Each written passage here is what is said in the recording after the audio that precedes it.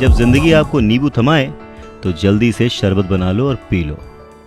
नमस्कार, मैं हूं अवधेश श्रीवास्तव और आज हम चर्चा कर रहे हैं रॉबर्ट टी कियासाकी की लिखी किताब रिच डैड पुअर डैड की। अवसर पहचानना किसी भी इन्वेस्टर की सबसे बड़ी क्वालिटी होती है। फाइनेंशियल बुद्धि का मतलब है ज्यादा विकल्प होना। अगर अवसर आपके सामने आ ही नहीं रहे हैं तो फिर आप अपनी गरीबी को सुधारने के लिए और क्या कर सकते हैं। अगर कोई अवसर आपकी झोली में आकर गिर जाए पर आपके पास पैसा ही नहीं है और आप उसमें इन्वेस्ट ही नहीं कर सकते, ऊपर से बैंक वाले आपको उधार नहीं दे रहे, आप पैसे का कहीं से इंतजाम नहीं कर पा रहे, तो फिर उस मौके का आप फायदा कैसे उठा सकते हैं। मान लीजिए अगर आपका अनुमान जो है वो गलत हो जाए और अगर आप जिसकी उम्मीद करते हैं वो नहीं हो, तो फिर आप क्या करेंगे। कैसे एक छोटी सी चीज को लाखों में बेचेंगे। अगर ये करना आपको आता है तो इसे ही कहते हैं फाइनेंशियल बुद्धि यानी फाइनेंशियल इंटेलिजेंस। ज्यादा मतलब नहीं इस बात से। एग्जाम्पल लेते हैं कि एक नींबू है और उसको लाखों में बेचना है, तो लाखों में बदलने के लिए कितने अलग अलग तरह से आप उसको यूज कर सकते हैं। इसका मतलब है कि आप अपनी पैसे की समस्याओं को सुलझाने में कितने क्रिएटिव हैं। ज्यादातर लोग केवल एक समाधान जानते हैं, नींबू निचोड़ो और शरबत बना के पी लो, यानी कि कड़ी मेहनत करो, बचत करो और उधार लो। तो आपको अपनी फाइनेंशियल बुद्धि क्यों बढ़ानी चाहिए। रॉबर्ट टी कियासाकी कहते हैं क्योंकि आप उस तरह के इंसान होना चाहते हैं जो अपनी किस्मत खुद लिखता हो। आप जो हो रहा है उसे होने देते हैं और उसे बेहतर में बदलने की ताकत रखते हैं। ऐसे बहुत कम लोग ये बात समझ पाते हैं कि किस्मत भी हम ही लिखते हैं। जिस तरह की पैसा बनाया जाता है, अगर आप ज्यादा किस्मत वाले होना चाहते हैं और ज्यादा पैसा बनाना चाहते हैं तो बहुत कड़ी मेहनत करने के अलावा आपको अपनी फाइनेंशियल बुद्धि को भी तैयार करना होगा, सीखना होगा। अगर आप इस तरह के आदमी हैं जो सही चीज होने का इंतजार करता है तो शायद आपको बहुत लंबे समय तक इंतजार करना पड़ सकता है। ये तो बस उसी तरह की बात हो गई कि आप गैरेज से गाड़ी निकालने के पहले ये डिसाइड करना चाहते हैं कि भाई अगले 5 मील तक सभी स्ट्रीट लाइट्स ठीक रहेंगी, बर्फ नहीं गिरेगी, एक्सीडेंट नहीं होगा, वगैरह वगैरह। ये चीजें आपके कंट्रोल में नहीं है। आपके कंट्रोल में है सिर्फ गाड़ी चलाना। ठीक उसी तरह से आपके कंट्रोल में है अपने प्लान्स बनाना, अपनी समझ और सूझबूझ का इस्तेमाल करते हुए। जिस काम से आप एक महान इंसान बन सकते हैं, एक अमीर इंसान बन सकते हैं, क्या वो काम आप चंद पैसों के लिए करेंगे? नहीं ना। सीखने के लिए काम करें, पैसों के लिए नहीं। नमस्कार, मैं हूं अवधेश श्रीवास्तव और हम बात कर रहे हैं रिच डैड पुअर डैड की, जिसे लिखा है रॉबर्ट टी कियासाकी ने। रॉबर्ट टी कियासाकी एक घटना का जिक्र करते हैं। कहते हैं कि 1995 में मैंने सिंगापुर के एक अखबार में इंटरव्यू दिया। अब युवा महिला रिपोर्टर बहुत ही टाइम पे आ गई और इंटरव्यू शुरू हो गया। हम एक बहुत ही बड़े से होटल की लॉबी में कॉफ़ी पी रहे थे और मेरा जो सिंगापुर जाने का रीज़न था उसके बारे में डिस्कशन कर रहे थे। तभी उस रिपोर्टर ने मुझसे कहा, एक दिन मैं भी आपकी तरह एक बेस्ट सेलिंग लेखक बनना चाहती हूँ। मैंने उसके कई राइटअप्स और लेख पढ़े थे और उनसे प्रभावित भी था। वो बहुत अच्छा लिखती थी, बहुत ही साफ। तो मैंने उसे कहा, बिल्कुल आप कर सकती हैं, क्योंकि आप जो लिखती हैं वो बहुत ही बढ़िया है। वैसे कौन सी चीज़ है जो आपको आपके सपनों को पाने से रोक रही है? उसने कहा कि मेरा काम जो है वो कभी कहीं जाता है, कभी कहीं जाता है। हर आदमी कहता है कि मेरे उपन्यास बहुत बढ़िया हैं, पर एक्चुअली होता कुछ नहीं है। इसलिए मैं अखबार में काम कर रही हूँ। कम से कम इससे मेरा खर्च तो चली जाता है। अब आपके पास कोई सुझाव है क्या इस बारे में? मैंने कहा, हाँ बिल्कुल है। सिंगापुर में मेरा एक दोस्त है, वो एक स्कूल चलाता है जहाँ लोगों को बाइंग सेलिंग रिलेटेड ट्रेनिंग दी जाती है। वो सिंगापुर में कई बहुत ही बड़े बड़े कॉरपोरेशंस के लिए सेल्स ट्रेनिंग कोर्स चलाता है और मैं समझता हूँ कि उसके कोर्स में शामिल होने से आपका करियर बहुत ज़्यादा आगे चला जाएगा। ये बात सुनने के बाद वो थोड़ा सा रूखी हो गई। वो कहने लगी कि मतलब आप ये कहना चाहते हैं कि मुझे ये सब सीखने के लिए स्कूल जाना पड़ेगा? तो मैंने हाँ कह के सिर हिलाया और फिर उसे इस बात पर विश्वास ही नहीं हुआ कि मैं सचमुच उसे स्कूल जाने के लिए कह रहा हूँ। मैंने उसे कहा कि इसमें गलत ही क्या है, पर तब मुझे रियलाइज हुआ कि मुझे अपने शब्द वापस ले लेने चाहिए। उसे मेरी किसी बात का बुरा लग गया था शायद, और अब मैं सोच रहा था कि कितना अच्छा होता अगर मैंने उसे कुछ भी सुझाव नहीं दिया होता। उसकी मदद करने की कोशिश में मैंने वो सुझाव दिया था और अब मुझे खुद ही बुरा लग रहा था। उसने कहा कि मेरे पास इंग्लिश लिटरेचर में मास्टर्स डिग्री है, मैं सेल्समैन बनना सीखने के लिए स्कूल क्यों जाऊं? मैं एक प्रोफेशन में प्रशिक्षित होने के लिए स्कूल गई थी ताकि मुझे सेल्समैन ना बनना पड़े। अब वो अपना ब्रीफकेस ताकत से बंद कर रही थी और इंटरव्यू खत्म हो चुका था और उसकी बॉडी लैंग्वेज से पता लग रहा था कि वो नाराज थी। वहीं कॉफी टेबल पर मेरी एक बेस्ट सेलिंग बुक रखी हुई थी। मैंने उसे उठाया और उस लेडी के द्वारा लिखे गए नोट्स को भी अपने दूसरे हाथ में रखा। मैंने उसे कहा कि क्या आप इसे देख सकती हैं? मैंने उसके नोट्स की तरफ इशारा किया। उसने अपने नोट्स पर नजर डाली। क्या? उसने उलझन में कहा। एक बार फिर मैंने उसके नोट्स की तरफ जानबूझकर इशारा किया। जिस पर उसने लिखा था रॉबर्ट कियोसाकी, बेस्ट सेलिंग लेखक। यहां पर बेस्ट सेलिंग राइटर लिखा हुआ है, ना कि बेस्ट राइटिंग राइटर। तब उसे मेरी बात समझ में आई। लहरों से डर करके नौका पार नहीं होती, कोशिश करने वालों की हार नहीं होती। नमस्कार, मैं हूं अवधेश श्रीवास्तव और आज चर्चा है रिच डैड पुअर डैड पर। रॉबर्ट टी कियोसाकी कहते हैं कि जब आप रिच बनने की सोचते हैं, रिच बनने की ठानते हैं, अमीर बनने की कोशिश करते हैं, तो बहुत सारी बाधाओं को पार करना पड़ता है। तो उनके अनुसार अमीरी की राह में ऐसी 5 बाधाएं हैं जो लोगों को रोकती हैं आगे बढ़ने से। सो पहला कारण है डर, पैसा खोने के डर से पार पाना। रॉबर्ट टी कियोसाकी कहते हैं कि वो अपनी जिंदगी में ऐसे न जाने कितने अमीर लोगों से मिले हैं जिन्हें पैसे का नुकसान हुआ है, पर वो फिर भी अमीर हैं। पर ऐसे एक भी गरीब इंसान से नहीं मिले हैं जिसने अपनी एक दमड़ी भी खोई है अमीर बनने की राह में, इन्वेस्टमेंट की राह में। पैसा खो जाने का डर बहुत ही नेचुरल है, बहुत ही स्वाभाविक है। ये हर इंसान को होता है, अमीरों को भी होता है, गरीबों को भी होता है। पर प्रॉब्लम डर नहीं है, प्रॉब्लम है कि आप इस डर का सामना किस तरह से करते हैं। पैसा खोने के बाद की स्थिति से, उसकी सिचुएशन से किस तरह से बाहर आते हैं, आप अपनी असफलताओं को किस तरह से ट्रीट करते हैं, ये आपकी लाइफ में बहुत इंपॉर्टेंट है। ये आपकी लाइफ में केवल पैसे के बारे में नहीं है, बल्कि हर चीज के बारे में है। एक अमीर आदमी और एक गरीब आदमी के बीच का जो अंतर होता है वो बस यही होता है कि अमीर आदमी अपने डर से किस तरह से जीतता है और गरीब आदमी अपने डर से किस तरह से हार जाता है। लोगों के पैसा खोने का डर ठीक वैसा ही है जैसे कि मोटरसाइकिल से गिरने पर चोट लगने का डर। उस चोट लगने के डर से ज्यादा एक्साइटमेंट आपको उस बाइक को चलाने का होता है और उसी एक्साइटमेंट में, उसी खुशी में आप बाइक चलाना सीख लेते हैं। ठीक वैसे ही पैसे के खोने के डर से ज्यादा उसे अर्न करने की खुशी अगर आपको हो तो आप धीरे धीरे प्लान्ड वे में एसेट्स पर ध्यान देंगे, उन्हें खरीदेंगे और एक वक्त पर अमीर बन जाएंगे।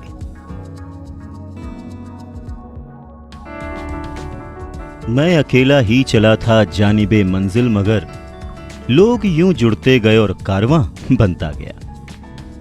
नमस्कार, मैं हूं अवधेश श्रीवास्तव और आज चर्चा कर रहे हैं हम रिच डैड पुअर डैड की। रॉबर्ट टी कियोसाकी कहते हैं कि पैसा मेरे लिए काम करे और मैं पैसे के लिए काम ना करूं। मेरा ये पहला सबक दरअसल ताकत के बारे में है। अगर आप पैसे के लिए काम करते हैं तो आप ताकत को अपने बॉस के हाथ में दे देते हैं, या आप जिसके लिए काम कर रहे होते हैं आप अपनी आज़ादी उसके हाथ में दे देते हैं। अगर आपका पैसा आपके लिए काम करता है तो आप अपने पैसे के, अपने काम के, अपनी जिंदगी के खुद मालिक होते हैं। एक बार हमें हमारे लिए काम करने वाले पैसे की ताकत का ज्ञान हो जाए, फिर हमें पैसे के लिहाज से स्मार्ट हो जाना चाहिए और हमें डराने वाले लोगों से निपटने के लिए रास्ते ढूंढ लेने चाहिए। पर ऐसा करने के लिए आपको कानून की समझ होनी चाहिए, अपने आसपास की समझ होनी चाहिए, मार्केट में क्या चल रहा है इस बात की समझ होनी चाहिए और सिस्टम कैसे काम करता है इसकी भी समझ होनी चाहिए। अगर आप अवेयर नहीं हैं, मतलब नॉलेजेबल नहीं हैं, अज्ञानी हैं, आप केयरलेस हैं, अपनी चीज़ों को समझना नहीं चाहते, तो आपको बड़ी आसानी से डराया और हराया जा सकता है। अगर आप जानते हैं कि आप क्या बात कर रहे हैं और मुसीबत कैसी है और उसे कैसे सॉल्व किया जाए, तो आपको आसानी से डराया नहीं जा सकता। रॉबर्ट कियोसाकी के रिच डैडी हमेशा उन्हें ये कहा करते थे कि स्मार्ट बनो, ताकि तुम्हें कोई भी कहीं से भी आके धक्का ना दे जाए। और उन्होंने अपनी जिंदगी में बस इसी उसूल को अपनाया था। वो कानून जानते थे क्योंकि वो कानून का आदर करते थे। वो कानून जानते थे क्योंकि कानून न जानना बहुत महंगा साबित हो सकता था। अगर आप जानते हैं कि आप सही हैं तो आप किसी से भी उलझने से नहीं डरेंगे। आप किसी के भी सामने अपनी बात रखने से नहीं डरेंगे, चाहे आपका मुकाबला विश्व के सबसे ताकतवर आदमी से ही क्यों ना हो। तो रॉबर्ट टी कियोसाकी के जो पुअर डैड थे वो हमेशा उन्हें मोटिवेट करते थे कि वो कुछ भी करके एक अच्छी सी नौकरी कर लें, कॉरपोरेशन में किसी ऊंचे पद पर चले जाएं। और यही बात जब रॉबर्ट टी कियोसाकी ने अपने रिच डैड से शेयर की तो वो हंसे और उन्होंने कहा कि उस कॉरपोरेट लैडर पर चढ़ने की बजाय क्यों ना उसका मालिक ही बन जाया जाए। बचपन में रॉबर्ट टी कियोसाकी को यह समझ नहीं आया था कि कॉरपोरेशन के मालिक होने से रिच डैड का क्या मतलब था। पर मुद्दे की बात यह है कि अगर रॉबर्ट टी कियोसाकी के रिच डैड नहीं होते तो वो अपने पुअर डैड की बात मानकर किसी जगह नौकरी कर रहे होते।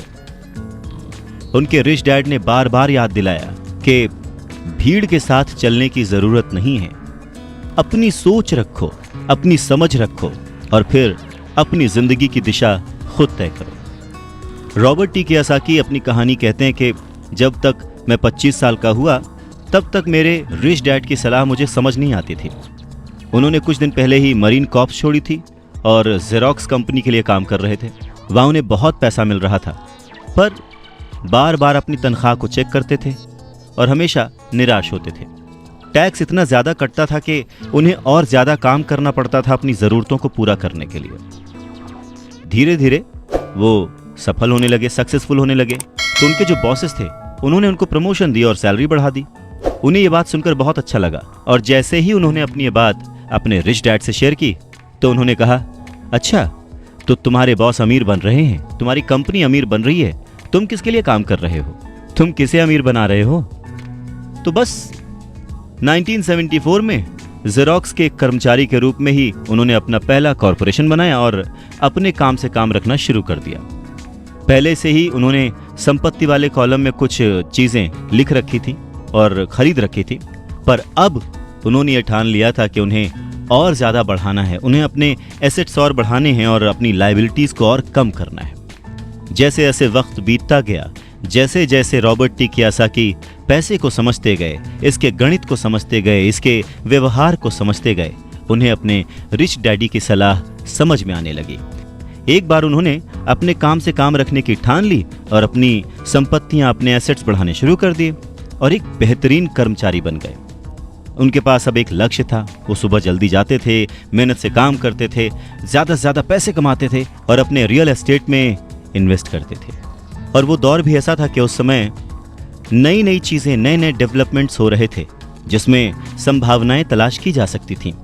तो उन्होंने जेरोक्स मशीनें बेची।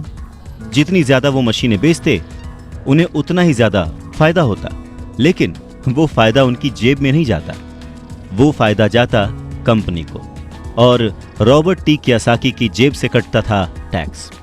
ये बहुत ही मोटिवेशनल था। इस सिचुएशन में लोग हताश हो जाते हैं, पर रॉबर्ट टी कियोसाकी ने इसको पॉजिटिवली लिया और वो इस नौकरी के जाल से बाहर निकल आए। वो ये समझ गए थे कि उन्हें किस तरह से बाहर आना है, पर जल्दबाजी में उन्होंने नौकरी नहीं छोड़ी। धीरे धीरे सिर्फ 3 साल के समय में ही उन्होंने जेरोक्स कंपनी की तुलना में अपने छोटे से कॉरपोरेशन कंपनी से ज्यादा कमाना शुरू कर दिया था। और उनका कॉरपोरेशन रियल एस्टेट में इन्वेस्ट करने वाली कंपनी थी और वो पैसा जो कि वो अपने एसेट से कमा रहे थे वो उन्हीं के लिए दोबारा काम कर रहा था। अब उन्हें फोटोकॉपियर बेचने के लिए दरवाजे दरवाजे जाने की जरूरत नहीं थी। अपने रिच डैडी की सलाह से उन्हें बहुत फायदा हुआ। जल्दी ही उनकी प्रॉपर्टीज से आने वाले कैश फ्लो में इतना ज्यादा बढ़ोतरी हो गई कि उनकी कंपनी ने उनके लिए पहली कार खरीद के दी। उनकी पुरानी कंपनी जेरोक्स के लोगों को लगा कि वो अपना कमीशन बेच रहे हैं, परंतु ऐसा था नहीं। उन्होंने अपने कमीशन को अपने एसेट्स में कन्वर्ट कर रखा था। रॉबर्ट टी कियोसाकी कहते हैं कि उनका एक एक रुपया उनके एक एक एम्प्लॉय जैसा उनके लिए काम कर रहा था। क्यों? क्योंकि उन्होंने सही जगह पर इन्वेस्ट किया था। अपने रिच डैड से सीखे गए सबक के कारण वो इस चूहा दौड़ के मिथक से बाहर आ गए थे और कम उम्र में ही एक एम्प्लॉयर बन गए थे। स्कूल्स में पढ़ाया जाता है कैसे एम्प्लॉय बने, पर अपने रिच डैड की बात मानकर वो एक एम्प्लॉयर बने और ये सब पॉसिबल हुआ पैसे को सही जगह पर इन्वेस्ट करने की समझ से, पैसे को मैनेज करने की समझ से, फाइनेंशियल लिटरेसी से। बहुत सारी मुश्किलें आई पर अपनी सूझबूझ से और अपनी अवेयरनेस से, अपने नॉलेज से रॉबर्ट टी कियोसाकी उन मुश्किलों से आगे बढ़ते गए और लोग उनको फॉलो करने लगे। वो जब भी फाइनेंशियल सेमिनार्स में दूसरों को सिखाने को जाते, उनको अपनी बात बताते, तो वो हमेशा कहते कि फाइनेंशियल आईक्यू स्पेशलाइजेशन के 4 बड़े फील्ड से आने वाले ज्ञान का मिक्सचर है, नॉलेज का मिक्सचर है। सो वो 4 फील्ड्स कौन कौन सी हैं? पहला है अकाउंटिंग। रॉबर्ट टी कियोसाकी कहते हैं कि जिसे मैं फाइनेंशियल साक्षरता कहता हूँ, एम्पायर खड़ा करना चाहते हैं, साम्राज्य बनाना चाहते हैं, तो ये सबसे इंपॉर्टेंट है। आप जितने ज़्यादा पैसे के लिए जिम्मेदार होंगे, उतना ही ज़्यादा आपको बारीकी से नॉलेज होने की ज़रूरत है, नहीं तो आपका जो साम्राज्य है, आपका जो एम्पायर है, वो ताश के पत्तों की तरह ढह जाएगा। इस योग्यता, इस क्वालिटी की वजह से आप किसी भी बिजनेस की जो कमजोरियां हैं, वीक पॉइंट्स हैं, और उसकी जो प्लस पॉइंट्स हैं, उन्हें पहचान सकते हैं। दूसरा फील्ड है जो इंपॉर्टेंट है, वो है इन्वेस्टमेंट, जिसे वो पैसे से पैसे बनाने का विज्ञान कहते हैं। इसमें तकनीकें, रणनीतियां, स्ट्रैटेजीज, फॉर्मूले, इन सब की जरूरत होती है। तीसरा है बाजार की समझ, मार्केट की समझ, डिमांड एंड सप्लाई का साइंस। बाजार के तकनीकी पहलुओं को जानने की जरूरत है जो कि भावनाओं द्वारा संचालित होते हैं। जी हाँ, मैक्सिमम जनता इमोशनल होकर चीजें करती है और उसका फायदा उन लोगों को होता है जो कि दिमाग से सोचते हैं, खास करके पैसे के बारे में। चाहे वो गाड़ी खरीदना हो, घर खरीदना हो, या कोई भी सुख सुविधाएं हो, ये सारी चीजें इमोशन से होती हैं और फायदा हमेशा दूसरे व्यक्ति को होता है जो इन्हें बेच रहा होता है। और चौथी फील्ड है कानून, लॉ। उदाहरण के तौर पर अकाउंटिंग, इन्वेस्टमेंट और बाजारों की तकनीकी दक्षताओं के सहारे कॉरपोरेशन की जो क्षमता थी वो बहुत बढ़ गई थी। कोई भी आदमी जिसे कॉरपोरेशन के द्वारा दिए जाने वाले टैक्स के फायदों और सुरक्षा का ज्ञान हो, वो बहुत तेजी से तरक्की कर सकता है और अमीर बन सकता है। पर वैसा करना जो कि किसी नौकरीशुदा कर्मचारी के लिए पॉसिबल नहीं है। उन दोनों में उतना ही डिफरेंस होगा जितना कि एक पैदल चलने वाले इंसान में और एक उड़कर जाने वाले में होता है। ये अंतर बहुत ज्यादा है। तो कुल मिलाकर ये कहा जा सकता है कि अपने रिच डैड की गाइडेंस को फॉलो करते हुए रॉबर्ट टी कियोसाकी एक सक्सेसफुल इंसान बने, जिन्हें दुनिया फॉलो करती है और जिनकी लिखी बातें पढ़कर और जिनकी बातें सुनकर लोग आज भी मोटिवेट होते हैं। हेलो दोस्तों, अगर आपको ये बुक समरी पसंद आई है तो इसे 5 स्टार रेटिंग देना ना भूलिएगा। हमें कमेंट सेक्शन में जाकर ये भी बताइए कि आप कौन सी बुक्स की समरीज सुनना पसंद करेंगे, और ना हम अपनी इन समरीज को और बेटर कैसे बना सकते हैं, इसके बारे में भी आप फीडबैक हमें दे सकते हैं।